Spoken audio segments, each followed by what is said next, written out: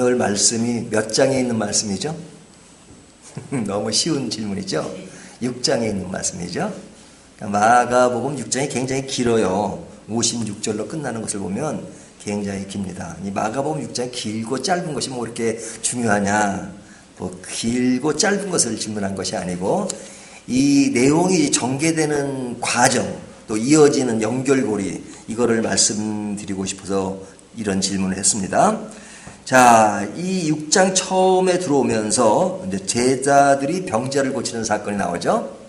예수님이 이제 고향에서 이제 병자를 많이 고치지 않아요. 하지만 제자들에게는 이제 권능을 줘서 그들에게 병자를 고치게 하는데 제자들이 얼마나 놀랬겠어요? 딱 그냥 예전에는 못하던 것을 자기들이 딱 하니까 막 예수님께 능력을 주셔가지고 막 병자들이 자기 앞에서 막 일어나고 낳고 그러니까 너무너무 그냥 고무돼 있겠죠?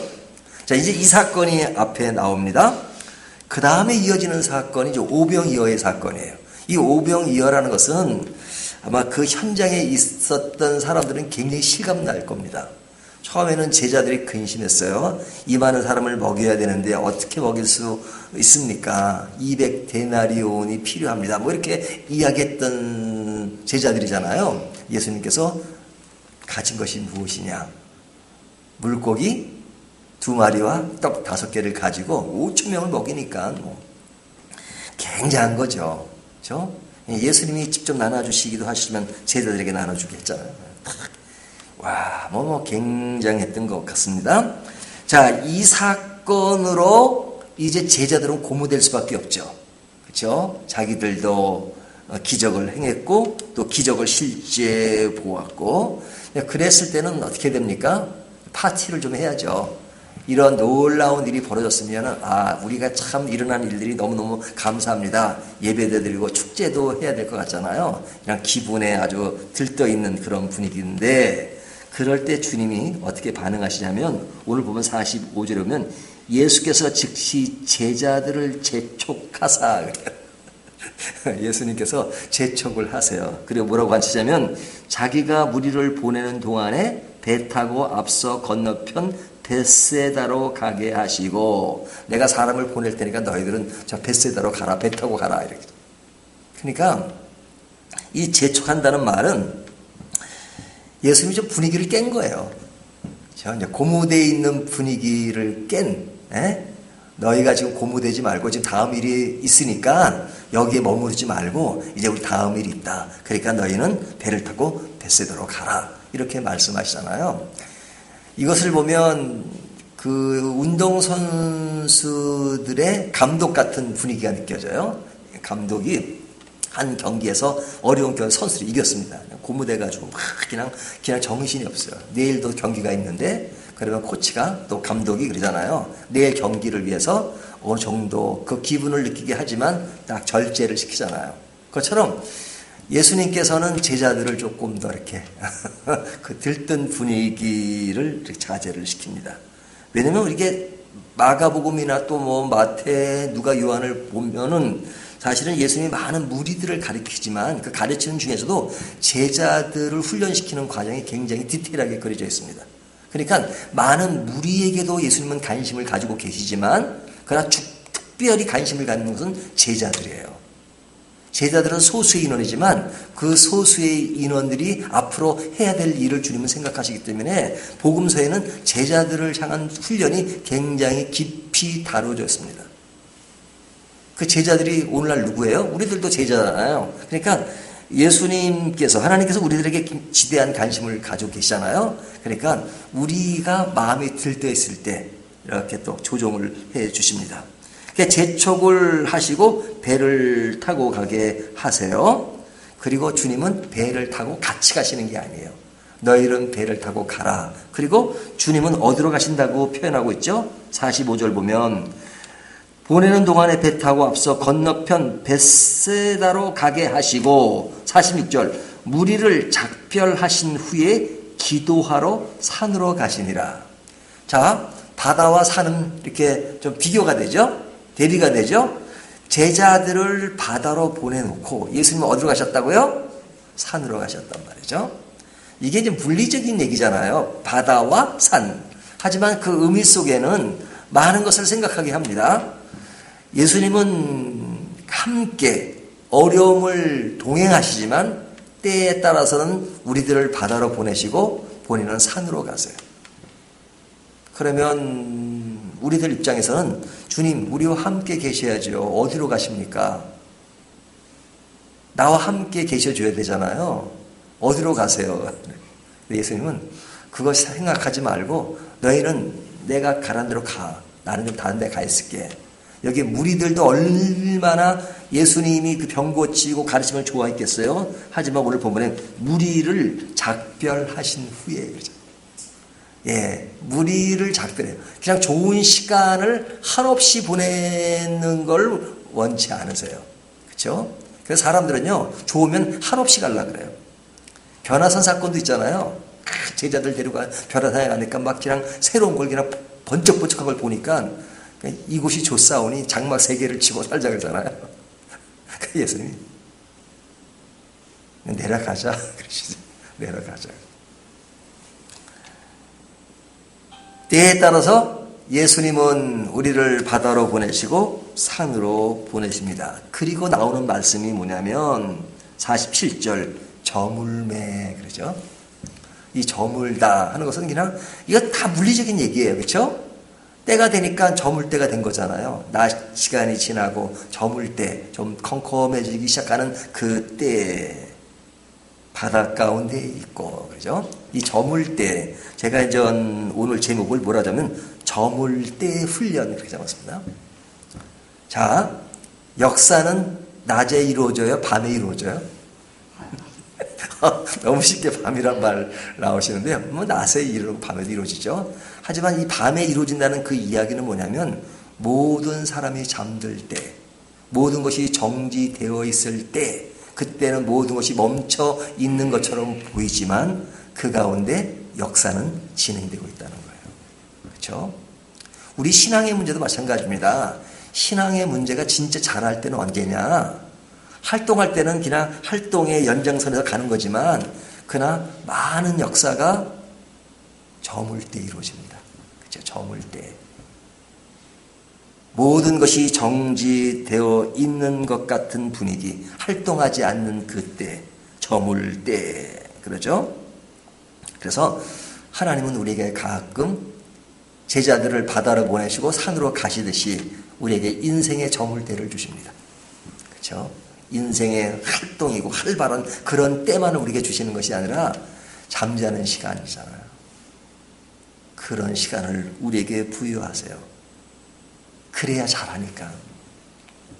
그래야 성장할 수 있으니까 그런 때를 우리에게 주십니다. 그래서 여기 보면 그 저물 때 지금 제자들은 어디에 있는 거예요? 바다 가운데 있고, 그죠? 바다 가운데 있고. 지금 이 마가복음은요, 이 사건을 굉장히 간략하게 기록하지만 다른 복음서에 보면 굉장히 그 분량이 많아요. 근데 자, 생각해 보세요. 저물 때입니다. 이제 컴컴해졌어요.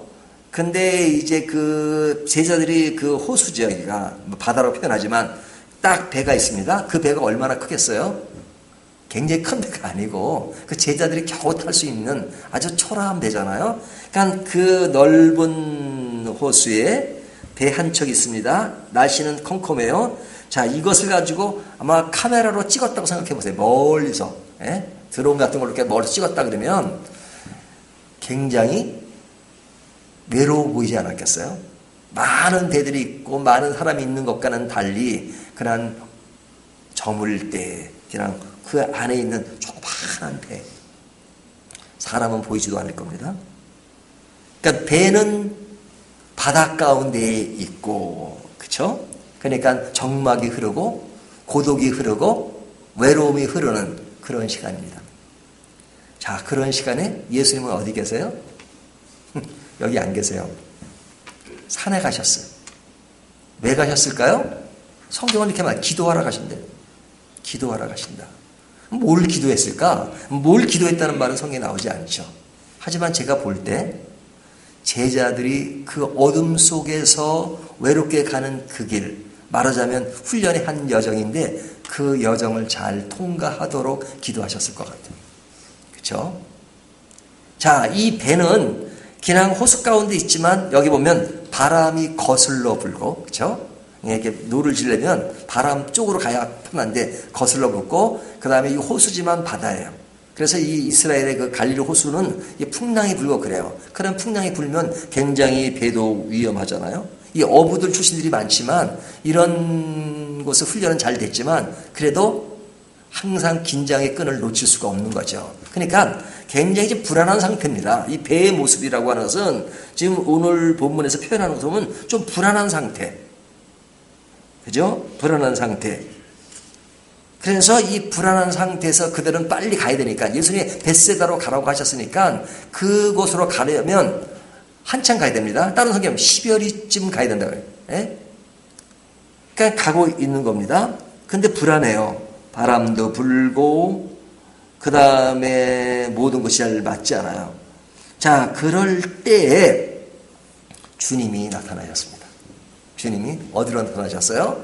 물 위로 걸어오시는 겁니다. 물 위로 걸어. 어려움 속에 있는 제자들을 찾아오시는 주님이세요. 어떨 때는 훈련을 시켜서 멀리 보내기도 하지만 그러나 위기를 맞을 때 다시 찾아오셔서 그 모든 것을 평정해 주시는 주님이세요. 그래서 예수님이 딱 제자들에게 오십니다. 근데 그 예수님을 본 제자들이 예수님을 뭐라고 부르죠? 여기 보니까 49절 48절에 예수님이 오십니다. 제자들이 49절 제자들이 그가 바다 위로 걸어오심을 보고 유령인가 하여 소리 지르니, 그렇죠? 유령, 그렇죠? 예수님을 못 알아본 겁니다. 예수님을 못 알아본 이유가 뭡니까? 물 위에 걸어오시는 분이 예수님이라고 생각조차 못한 거죠. 생각조차 못한 거예요. 그러니까 왜 유령인가? 이 사람들은 평생 바다에서 산 사람들이 많아요. 제자 중에. 근데 지금까지 살아오면서 한 번도 경험하지 못한 것을 보니까 놀란 거죠. 경험한 것은 익숙해요. 하지만 경험한 것을 경험하지 못한 것을 경험하면 사람은 불안합니다. 그렇죠? 그러니까 유령인가 하잖아요. 유령인가. 그리고 이 유령인가라는 말 속에는 상당히 두려워하는 것이 있습니다. 여기 보면 30절 그들이 다 예수를 보고 놀랍니다. 이에 예수께서 그들에게 말씀하여 이르시되 안심하라 내니 두려워하지 말라 하시고 그러죠. 이 말은 뭐라면 제자들이 두려워했다는 거잖아요. 두려워했으니까 예수님이 두려워하지 말라. 그리고 나다 이렇게 말씀합니다. 그러니까 불안해하는 그들에게 주님은 말씀하시기를 나다. 저는 이 말이 굉장히 재밌어요. 예? 다른 성경에는 나다 이렇게 표현해요. 예? 나다. 이건 내니 안심하고 두려워하지 말라 이렇게 말씀하십니다. 그리고 51절에 오면 바람을 멈추세요.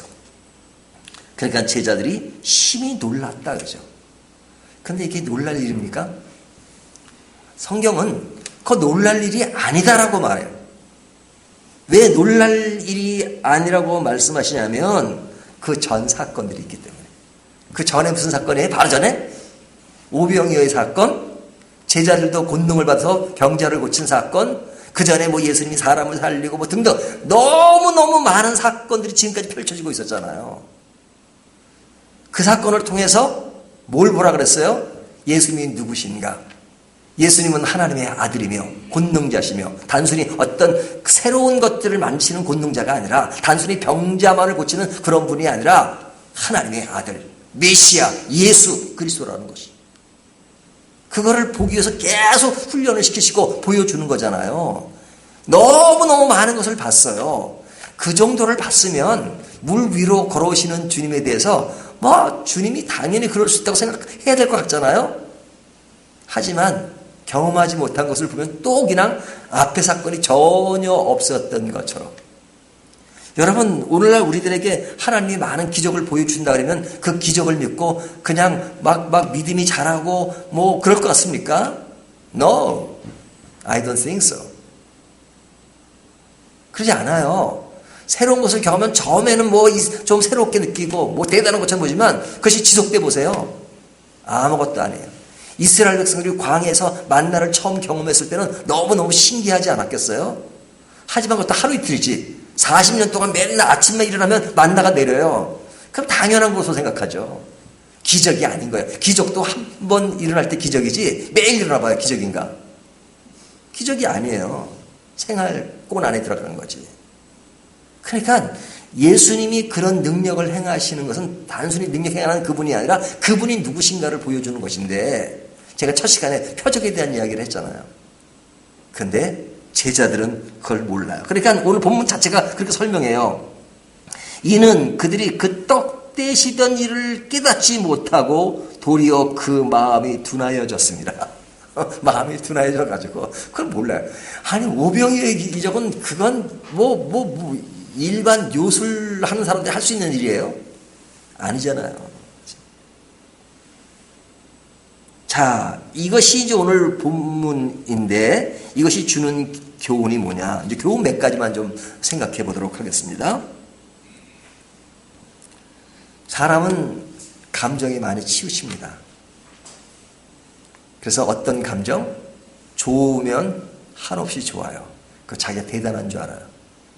또 환경이 안 좋으면 까부러져요. 모든 것이 다 끝난 것처럼 생각해요. 하지만 하나님은 이럴 때 우리의 감정을 조정해 주세요. 그리고 요구하세요. 태양이 뜨면 먹구름이 뜰 수 있다는 것을 늘 자각하게 만드세요. 먹구름이 뜨면 지금은 먹구름이지만 태양이 있다는 것을 보여주세요. 그것이 믿음의 사람들이 늘 생각해야 될 것입니다. 왜? 하나님은 살아계시니까. 그러니까 제자들이 들뜰 때에 여기까지. 자, 벳세다로 가자 이렇게 말씀하잖아요. 다음 일이 있으니까. 그리고 기회가 왔을 때 하나님은 시시때때로 위기를 경험하게 하십니다. 그렇죠? 너무나도 지금 큰 사건들이 벌어졌잖아요. 하지만 예수님이 제자들은 외롭게 바다 가운데로 모으세요. 왜? 훈련시키기 위해서. 인생의 고독을 경험하게 하기 위해서. 그래서 예수님은 산으로, 제자들은 바다에. 하지만 예수님은 그냥 내팽개치는 게 아닙니다. 그들이 그 시간들을, 저물 때 가정들을 잘 통과하게 하기 위해서 예수님은 기도하고 계세요. 그리고 그들이 지금까지 경험하지 못한 일들을 통해서 정말 오병이어의 기적이 무엇을 의미하는 것이고, 그들에게 권능을 주어서 병을 고치는 것이 무엇을 의미하는 것이고, 예수님이 병자를 고치시는 것이 무엇을 의미하는 것을 알게 하시고, 그냥 기적에 도취되어서 그런 것만이 주님이 하시는 일이 아니라 그런 일들을 통해서 진정으로 보여주고자 하시는 일이 무엇일까 하는 것을 알려주시는 겁니다. 그래서 축구 선수들이 그러잖아요. 너희가 볼만 보지 말고 사람을 보라 그러잖아요. 저는 뭐 운동을 그렇게 잘 못한 사람이니까 제가 이제 그런 말을 실감나지 않는데, 항상 이렇게 보면 그래요. 축구하는 사람들에게 하수는 그냥 공만 따라가요. 하지만 사람을 보라 그래요. 그렇죠? 근데 오늘 말씀에서는 예수님이 하시는 어떤 선물, 능력에만 집중하지 말고 예수님 자신을 보라고 말씀하시는 거예요. 예수님 자신을. 사람들은 뒤에 사건을 보세요. 53절부터 나오는 사건은 그냥 너무 평범한 예수님이 병자를 고치니까 많은 사람들이 왔다 하는 이야기는 이 마가복음에 계속 나오는 이야기잖아요. 오늘 본문 뒤에는 뭐 특별한 것이 없어요. 게네사렛에서 많은 사람을 치유하신다 하는 이야기는 뭐예요? 이런 사건들이 날 때마다 많은 사람들은 어디에 관심이 많아요? 병자를 고쳤다는 것에 관심을 갖지만 그것에만 관심을 갖지 말고 예수님이 누구신가? 내가 고침받는 그 일에만 집중하지 말고 그런 일들이 무엇을 해서 존재하는가? 무엇을 해서 일어나는가? 예수님이 메시아라는 것을. 그분이 우리의 주님이라시는 걸. 그분이 우리를 구원하시고 우리를 변화시키시고 우리에게 영원한 생명을 주시고 오늘도 살아계셔서 우리와 함께 하시는 분이라는 것. 그러니까 모든 일들을 그분에게 집중하면 끝난 겁니다. 하지만 문제는 어디서 생기냐? 그분에게 집중하지 않고 자꾸 그분으로 이루어지는 많은 환경에만 눈을 들이니까 제대로 못 보는 거죠. 환경에만 집중하면 환경에 따라서 우리는 넘어졌다 일어났다 막 거기에만 그냥 휩싸여. 그래서 뿌리가 없는 거. 어제 제가 낯설게 뿌리 없는 신앙에 대해서 얘기했는데 그냥 뿌리가 없는 겁니다. 뿌리 있는 신앙은 다른 게 아니에요. 예수님께 딱이랑 아주 다리를 담그고 있는 겁니다. 그게 신앙이에요. 영어로 말하면 doing, 뭘 하는 것이 문제가 being, 어디에 속해 있는 것이 중요하다고 해요. 예수님께 하나님께 딱 그냥 들어가 있는 것. 그러면 뒤에 병 고치고 뭐 이런 일들은 이건 일도 아닌 거죠. 그럼 병을 고치면 기분 좋고 안 고치면 그냥 하나님 저거 버리시고 이렇게 생각하잖아요. 그런 사례들이 많잖아요. 하나님은 안 고칠 때는 안 고칠 이유가 있는 겁니다. 그래서 하나님께 집중함으로써 우리가 잘할 수 있도록. 그래서 예수님은 저물 때 제자들의 이런 훈련을 통해서 결국 그들이 누구를 바라볼 수 있도록 만드시는 거예요. 그러니까 우병이에 기족해 고독한 곳에 두게 하시고 그런 것에서 예수님을 바라보는 것. 내니 나다 하는 그 예수님을 바라보는 것. 나다 그 말이 중요합니다. 지금도 우리에게 나다 그렇게 말씀하세요. 그러면 오케이 주님이시죠. 이것이 신앙의 근본이에요. 하나님이 주신 능력, 하나님이 주신 선물 중요하죠. 하지만 그런 선물과 능력만 좋아하다 보면 예수님이 누구신지를 모르면 비극이잖아요. 그런 것은 당연한 것입니다. 하지만 중요한 것은 내니라고 말씀하시는 그 주님을 오늘도 느끼시면서 그 주님 안에서 우리의 신앙을 보다 넉넉하게 지탱해 나가는 저와 여러분이 되시기를 주님의 이름으로 축원합니다.